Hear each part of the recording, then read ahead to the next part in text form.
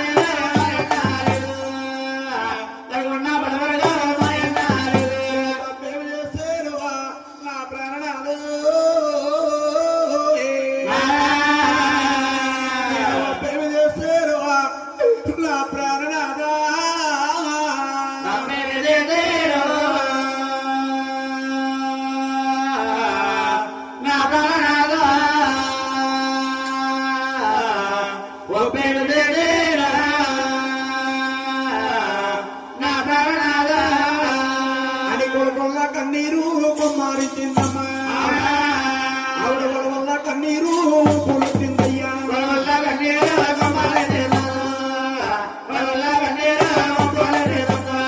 మీద బాధే పడుతున్న పద్మావతి.